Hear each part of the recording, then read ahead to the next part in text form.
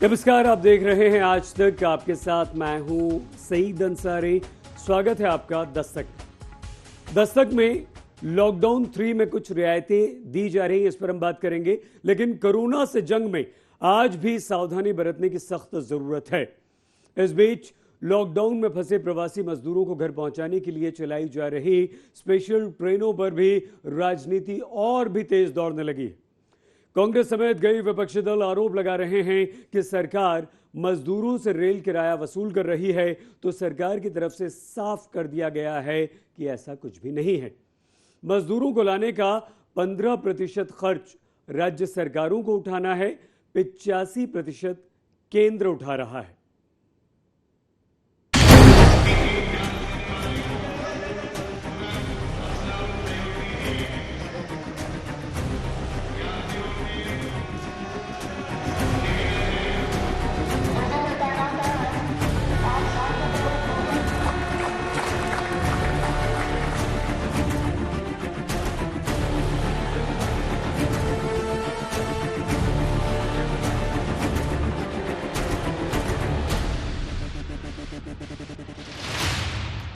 मजदूरों की घर वापसी पर विवादों और सियासी सवालों की सीटी बज गई।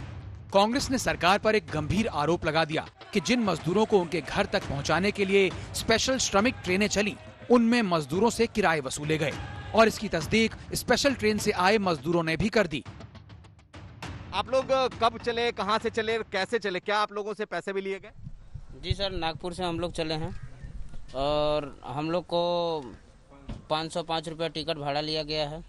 7:30 बजे हम लोग ट्रेन में बैठे हैं और सुबह यहाँ लखनऊ में पहुँचे हैं। तो टिकट दिखाएंगे कैसा है, कहाँ कौन सा टिकट? जी सर, टिकट है। तो इस तरह के टिकट हैं, इस तरह के टिकट लिए गए, बकायदा 505 रुपए नागपुर से लखनऊ तक आने को लिए गए। इस मामले में कांग्रेस अध्यक्ष सोनिया गांधी की तरफ से एक बयान आया जो सरकार पर तीखे आरोपों से लैस है। ये विकट हालात देखकर कांग्रेस पार्टी ने निर्णय लिया कि हर प्रदेश में जरूरतमंद श्रमिक भाइयों और बहनों के घर लौटने की रेल यात्रा का खर्च उठाएंगे। सबसे पहले गरीब मजदूरों का सवाल महाराष्ट्र के मुख्यमंत्री उद्धव ठाकरे ने उठाया और केंद्र से अनुरोध किया था कि वो मजदूरों से पैसा ना लें। बाद में कांग्रेस के मुख्यमंत्रियों ने भी ऐसी ही राय जताई। हमारे श्रमिक साथी हमारे अपने हैं। शासन द्वारा रेलवे को सूचित कर दिया गया है कि उनको रेलवे द्वारा लाने में जो भी राशि व्यय होगी उसे छत्तीसगढ़ सरकार वहन करेगी। कांग्रेस पार्टी और सरकार संकट के समय में किसी को अकेला नहीं छोड़ सकती। हम सब एकजुट हैं, कटिबद्ध हैं। सोनिया गांधी के बयान के बाद कांग्रेस के पूर्व अध्यक्ष राहुल गांधी का ट्वीट आया। एक तरफ रेलवे दूसरे राज्यों में फंसे मजदूरों से टिकट का किराया वसूल रही है, वहीं दूसरी तरफ रेल मंत्रालय पीएम केयर्स फंड में 151 करोड़ रुपए का चंदा दे रहा है। इसके बाद तो कांग्रेस अपनी जेब से किराए का पैसा भरने का दम भरने लगी। भारतीय राष्ट्रीय कांग्रेस ने यह निर्णय लिया है कि प्रदेश कांग्रेस कमेटी की हर इकाई हर जरूरतमंद श्रमिक व कामगार के घर लौटने की रेल यात्रा का टिकट खर्च वहन करेगी। अब इतना संगीन आरोप लगा तो बीजेपी ने तुरंत जवाब दिया। बीजेपी प्रवक्ता संबित पात्रा ने ट्वीट किया, राहुल गांधी जी, मैंने केंद्रीय गृह मंत्रालय का दिशा निर्देश संलग्न किया है। इसमें साफ साफ लिखा है कि किसी भी स्टेशन पर कोई भी टिकट नहीं बेचा जाएगा। रेलवे ने 85% की सब्सिडी दी है और राज्य सरकारें 15% का भुगतान करेंगी। राज्य सरकार टिकट के पैसों का भुगतान कर सकती है। कांग्रेस शासित राज्यों से ऐसा ही करने के लिए कहिए। अब आप रेल किराए को लेकर उठे सवाल और बवाल को परत दर परत समझ लीजिए। प्रवासी मजदूरों के लिए रेल मंत्रालय राज्य सरकारों से राय बात करके ट्रेन चला रहा है। इसमें राज्य सरकारें तय करती हैं कि कहां से कहां के लिए ट्रेन चलनी है, किसको भेजना है और उसके लिए नोडल अधिकारी कौन होगा। इसमें रेल किराए का 85% हिस्सा केंद्र सरकार और 15% हिस्सा राज्य सरकार को देना है। रेल मंत्रालय की तरफ से जारी दिशा निर्देश के 11वें भाग के तीसरे पॉइंट में कहा गया है कि राज्य सरकार की स्थानीय अथॉरिटी यात्रियों को टिकट देकर जो किराया पाएगी वो रेलवे में जमा करेगी। केंद्र के मुताबिक यहाँ राज्य सरकार से उसकी 15% हिस्सेदारी वाली बात की गई है। इस बीच बिहार और मध्य प्रदेश की सरकारों ने कह दिया कि अपने यहाँ के मजदूरों का किराया वो चुकाएंगे। जब वो निकलेंगे 21 दिन के बाद तो आने में उनको जितना भी खर्च हुआ बाहर से और उसके अलावे 500 रुपया और राज्य सरकार उनको देगी। अब तक रेलवे ने अलग अलग राज्यों से 34 श्रमिक स्पेशल ट्रेन चलाई हैं। विपक्ष के आरोपों पर सरकार का कहना है कि वो अपना काम ठीक से करें। सरकार अपना काम कर रही है। दुख की बात है कि इस समय इस तरह की राजनीतिक बात की जा रही है। प्रधानमंत्री जी से ज्यादा गरीबों के कल्याण के लिए सोचने वाला अभी तक तो मुझे लगता नहीं कि कोई दुनिया में कोई मसीहा पैदा हुआ है। 1 मई को मजदूर दिवस पर सुबह सुबह मजदूरों के लिए पहली ट्रेन चली थी। अब उस रेलगाड़ी के समानांतर सियासी खेल भी चलने लगा, लेकिन ट्रेन चलने के बावजूद मजदूरों की भीड़ बढ़ती ही जा रही है। आज तक ब्यूरो। एक तरफ प्रवासी मजदूरों की घर वापसी पर राजनीति काफी तेज हो गई है, तो दूसरी तरफ कई जगहों पर मजदूर अपने घर जाने के लिए परेशान हैं और बेताब हो रहे हैं।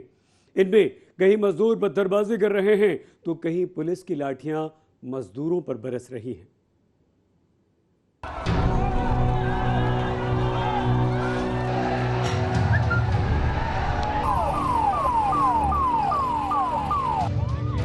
अभी मेरे बच्चे को पकड़ लिए, मेरे बच्चा पत्थरबाजी करने नहीं जानता है। कारीगर है, कंपनी में पगार नहीं हुआ है, मार्च का कंपनी में पगार नहीं हुआ है, क्या खाएंगे, क्या रहेंगे? हमने कुछ किया नहीं तो भी हमको पकड़ के लाए यहाँ पे।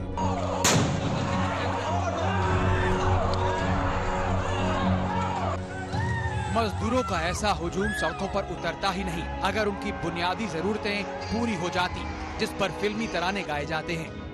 पेट में रोटी, तन पर कपड़ा, मिल जाए तो फिर क्या लफड़ा।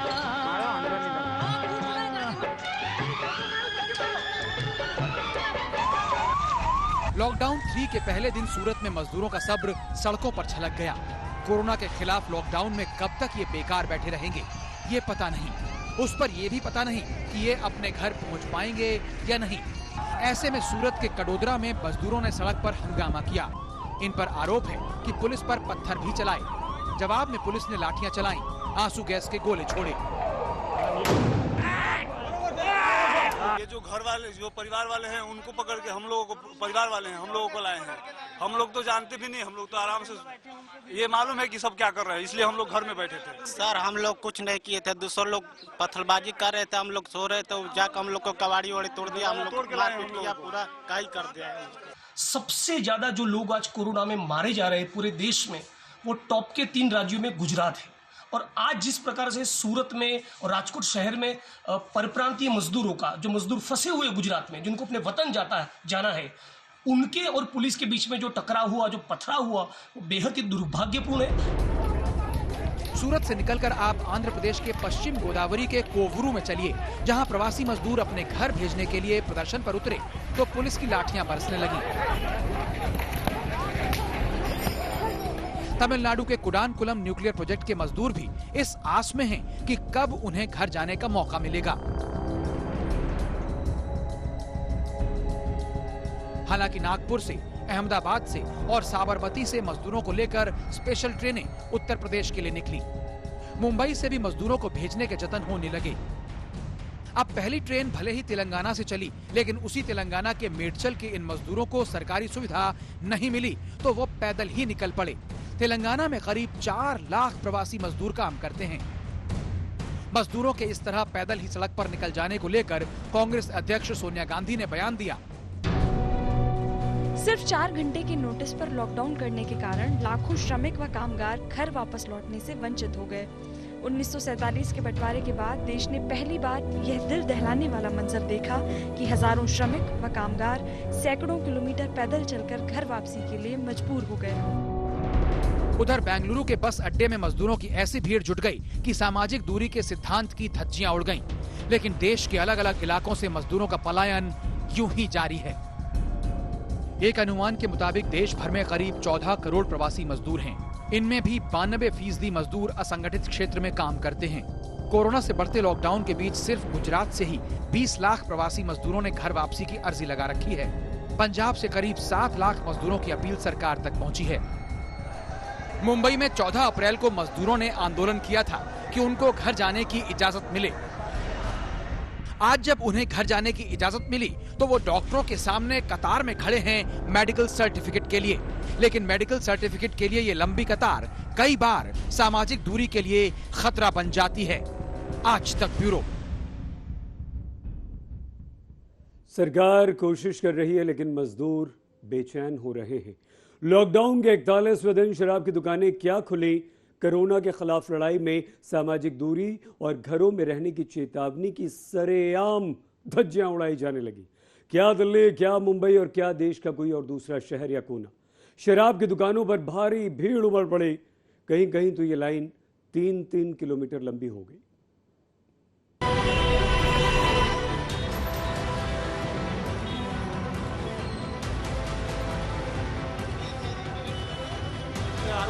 आगे सबको दे रहे हैं। अगर आदमी को एक बोतल भी देना तो जल्दी निपट जाएगा। इन्हें कोरोना से नहीं 40 दिन की शराब बंदी से डर लग रहा था साहब, इसलिए मैखाने का दरवाजा खुला नहीं कि उससे पहले दीवाने मचल उठे। कोरोना बच जाएगा, कितने बराबर लोग खड़े, क्या फायदा शराब खोले, बंदी कर दिया तो। फिर काहे का कोरोना का डर, काहे की सामाजिक दूरी, काहे का सुरक्षा कवच। बोतलों पर दुनिया को नचाने वालों ने मैखाने के सामने अपना डेरा डाल दिया। अब देश की राजधानी दिल्ली को ही देख लीजिए, किसी भी इलाके में जाइए, सुबह से ही शराब की दुकान पर भीड़ ऐसे जमा हो गई जैसे महाशिवरात्रि को शिव जी का जलाभिषेक करना हो। पूर्वी दिल्ली के लक्ष्मी नगर में शराब की एक दुकान खुली नहीं कि 3 किलोमीटर लंबी कतार लग गई। करोल बाग इस कंपटीशन में थोड़ा पीछे रह गया, वहां 1.5 किलोमीटर के करीब ही लाइन लगी। इसी तरीके से आप देख सकते हैं कि करोल बाग की इस दुकान को पुलिस ने फिलहाल पूरी तरीके से बंद करा दिया है और जो लोग भी यहाँ पर मौजूद थे उन सभी लोगों को यहाँ से हटा दिया गया है।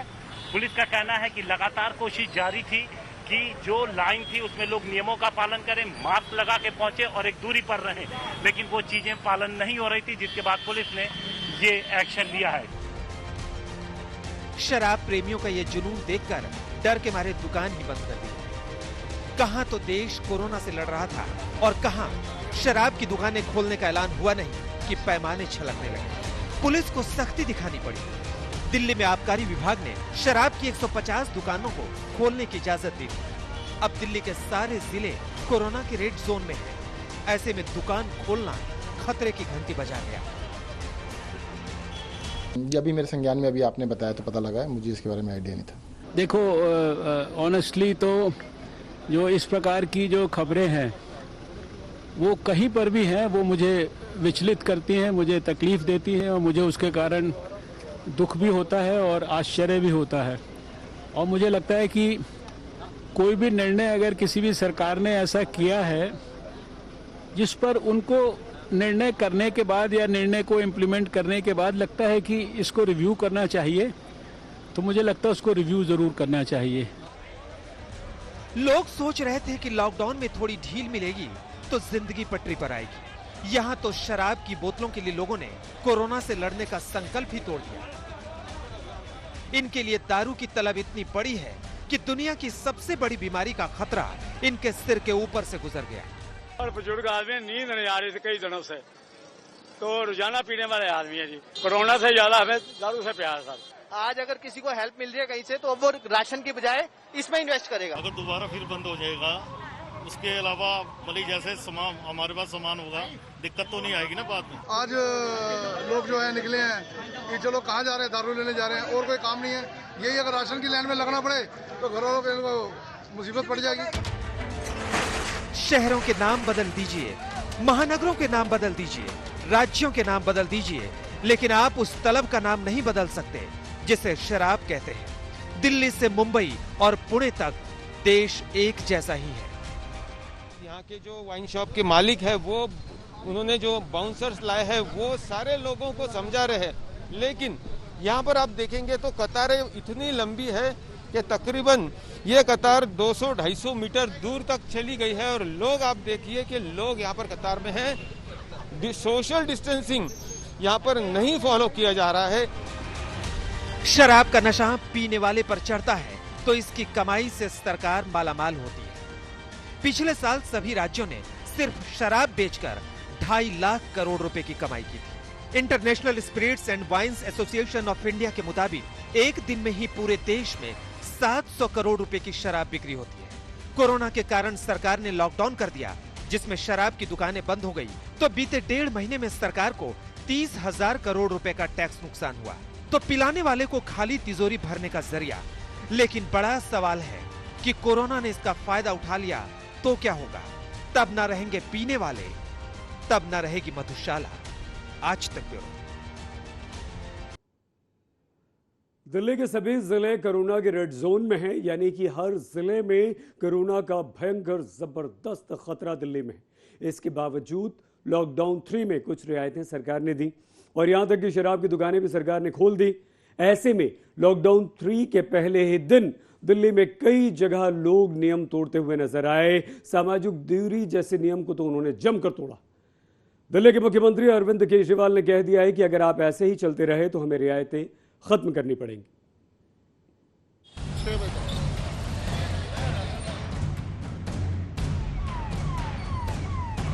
लॉकडाउन 3 में सांस लेने के लिए थोड़ी छूट क्या मिली? दिल्ली की सड़कों पर जगह जगह सैलाब की तरह भीड़ उमड़ आई। शराब की दुकान पर लोगों ने कोरोना के खिलाफ लड़ने वाले सारे कायदे कानूनों की धज्जियां उड़ा दी। सब्जी मंडियों में कोरोना के केस आने के बावजूद लोग सामाजिक दूरी का उल्लंघन करने लगे। बाजार में लोगों की गहमा गहमी बढ़ गई और सड़कों पर गाड़ियों का जाम लग गया, जहां कहीं सीमा सील सी हो गई। वैसे तो दिल्ली के सारे 11 जिले रेड जोन में हैं, यानी कोरोना का पूरा खतरा है। लेकिन जब कुछ दफ्तरों को खोलने की इजाजत मिली तो सड़कों पर गाड़ियों का रेला लग गया। लॉकडाउन 3 के अंदर कुछ रियायतें सरकार की तरफ से दी गई थी, उसके बाद से ही सरकारी दफ्तर दिल्ली के अंदर खुलेंगे और उसके अलावा कई अलग अलग जगहों पर भी काम जो है वो शुरू होगा। ऐसे में लोग सुबह से ही घरों से अपनी जो है वो निकले हैं गाड़ियां लेकर के, और जाम की लंबी कतार जो है वो यहाँ पर दिल्ली यूपी जो गाजीपुर बॉर्डर है वहाँ पर देखने को मिल रही है। इन तस्वीरों को देखकर दिल्ली के मुख्यमंत्री अरविंद केजरीवाल भी चिढ़ गए। वो उस खतरे से डर गए जो दिल्ली के लिए काल बन सकता है। इसीलिए उन्होंने रियायतें वापस ले लेने की चेतावनी दे डाली। कोई दुकान बंद नहीं हो रही, कोई ऐसा थोड़ी है कि बस 1 घंटे के अंदर कोई दुकान खुल रही है। दुकानें तो खुली हुई हैं, कल भी खुलेगी, परसों भी खुलेगी। तो इस तरह से भगदड़ करने की क्या जरूरत है? लेकिन अगर कहीं पे अब हमें पता चला कि सोशल डिस्टेंसिंग फॉलो नहीं हो रही, कहीं पे ठीक चीजें नहीं चल रही, तो फिर हमें उस एरिया को सील करना पड़ेगा। फिर जो हमने रियायतें दी हैं वो रियायतें हमें वापस लेनी पड़ेगी। मेरे पास कोई चारा नहीं बचेगा। वैसे भी दिल्ली में कोरोना के केस कम हो नहीं रहे। बीते 24 घंटे में ही राजधानी में कोरोना के 427 नए मामले आए, जो अब तक का सबसे बड़ा उछाल है। दिल्ली में अब कुल मामले 4,500 के पार पहुंच गए हैं और अब तक 64 लोगों की जान जा चुकी है। ऐसे में अगर कोरोना को लेकर दिल्ली वाले ऐसे ही गैर जिम्मेदाराना रुख दिखाते रहे तो राजधानी को इसकी बहुत बड़ी और बुरी कीमत चुकानी पड़ सकती है। आज तक ब्यूरो। उत्तर प्रदेश के नौतनवा सीट से निर्दलीय विधायक अमन मणि त्रिपाठी को बिजनौर में गिरफ्तार कर लिया गया है। अमन मणि पर लॉकडाउन तोड़ने को लेकर उत्तराखंड में केस दर्ज हुआ। दरअसल विधायक मुख्यमंत्री योगी आदित्यनाथ के पिता के पितृकर्म में शामिल होने के नाम पर पूरे लाव लश्कर के साथ बद्रीनाथ जा रहे थे, लेकिन पकड़ लिए गए। अंधेरी रातों में सुनसान राहों पर इन गाड़ियों से जो जनाब निकले हैं, इनका नाम है अमन मणि त्रिपाठी। उत्तर प्रदेश में माननीय विधायक हैं, लेकिन इनकी तारीफ ये है कि पत्नी की हत्या के आरोप में कुछ दिनों पहले ही जेल से जमानत पर छूटे हैं। इनके पिता अमर मणि त्रिपाठी कवित्री मधुमिता शुक्ला की हत्या की सजा जेल में भुगत रहे हैं। इनका इतिहास जान लिए, अब वर्तमान जान लीजिए। कोरोना में लॉकडाउन की धज्जियां उतारने निकले थे ये जनाब, और पूरे दलबल के साथ। लेकिन कर्णप्रयाग में जब 11 लोगों के साथ इनकी 3 गाड़ियां पकड़ी गई तो पुलिस प्रशासन और डॉक्टर सबसे बदतमीजी करने लगे। इनको बद्रीनाथ तक जाना था, तो लेकिन इनके द्वारा जो जांच हो रही थी वहाँ पर उसमें इनके द्वारा सहयोग नहीं किया गया और इनको रोक देने के बाद भी ये बैरियर क्रॉस कर रहे हैं, आगे करंट पैक तक पहुँच गए थे। फिर बाद में हमारी जानकारी आने पर हमने पुलिस से बोल के इनको वहाँ रुकवा दिया। समझाया गया कि बद्रीनाथ में जाने का अभी कारण भी नहीं है, कि यात्रा भी बंद है।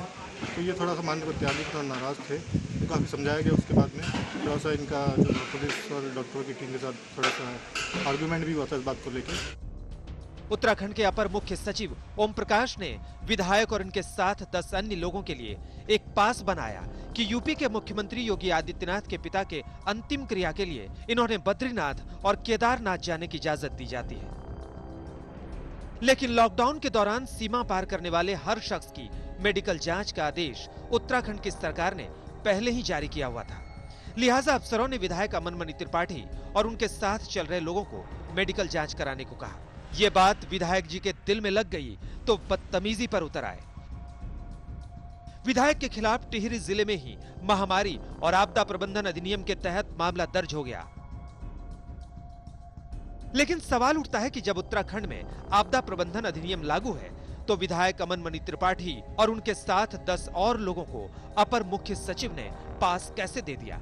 आपदा प्रबंधन अधिनियम के तहत जब धार्मिक प्रतिष्ठान पूरी तरह बंद रहते हैं तो अमन मणि को बद्रीनाथ और केदारनाथ जाने की इजाजत कैसे मिल गई?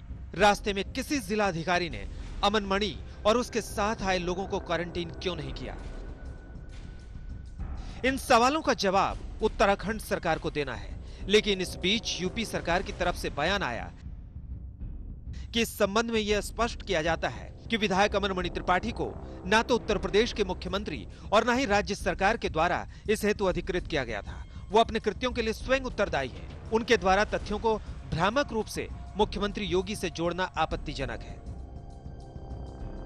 जहां बचाव ही सुरक्षा है, वहां कोरोना महामारी के इस दौर में अमन मणि जैसे विधायक अपनी करनी से कोरोना जैसे ही खतरनाक साबित हो रहे हैं। लेकिन सवाल है कि उन पर कार्रवाई होगी क्या? आज तक ब्यूरो। और अब खबर दोस्तों एक ऐसे वायरस की जो कोरोना से कहीं ज्यादा खतरनाक है और वो है पाकिस्तान का पाला पोसा हुआ आतंकवाद। जिस समय पूरी दुनिया कोरोना से लड़ाई लड़ रही है, आतंकवाद बाज नहीं आ रहा। पाकिस्तान के भेजे आतंकवादियों के हमले में हंदवाड़ा में पहले हमारे 5 जवान शहीद हुए और 2 दिन के अंदर फिर से हमारे 3 जांबाज और शहीद हुए। कुपवाड़ा के हंदवाड़ा में पाकिस्तान के आतंकी कोरोना घुस आए हैं। 2 दिन के भीतर वहां दूसरा भयंकर आतंकवादी हमला हुआ है, जिसमें हमारे सीआरपीएफ के 3 जाबाज उनका मुकाबला करते हुए शहीद हो गए। उन्होंने अपनी जान की परवाह ना करते हुए उन्होंने ये डिसाइड किया कि हमने जाकर उधर वहाँ पर जो सिविलियन हैं उनको नुकसान नहीं होने देना है। तो ये एक सोच है हमारी फौज की, ये सोच है हमारी गवर्नमेंट की कि कश्मीरी अवाम जो है उसको कोई नुकसान जो है वो नहीं होना चाहिए। तो ये एक ट्रिब्यूट है हमारा इन योद्धाओं के लिए जिन्होंने अपनी जान निछावर कर दी अपने जो वतन के जो अवाम है उनको बचाने के लिए। जम्मू और कश्मीर के हंदवाड़ा में आतंकवादियों ने सीआरपीएफ की एक पेट्रोलिंग टीम पर अचानक फायरिंग शुरू कर दी। आज तक को मिली जानकारी के मुताबिक पेट्रोलिंग टीम पर यह गोलीबारी हंदवाड़ा के क्रालगुम के वंगम इलाके में हुई। इसमें हमारे जांबाजों ने बेहद मुस्तैदी दिखाई और एक आतंकवादी को मार गिराया। लेकिन अचानक हुए इस हमले में हमारे 3 जाबाज जवान शहीद हो गए। जवानों में कैप्टन संतोष मिश्रा, कैप्टन चंद्रशेखर और कैप्टन अश्विनी कुमार यादव शामिल हैं। पूरी दुनिया जिस समय एक अदृश्य वायरस को अपना दुश्मन मानकर उससे लड़ रही है, उस वक्त पाकिस्तान कोरोना से लड़ने की जगह आतंक का खंजर हिंदुस्तान की पीठ में घोंपता है। अब समय आ गया है कि इन आतंकवादी हरकतों के लिए पाकिस्तान के पैरोल वाले आतंकियों को ऐसा मुंहतोड़ जवाब दिया जाए कि उनकी आने वाली नस्लें भी याद रखें। आज तक ब्यूरो।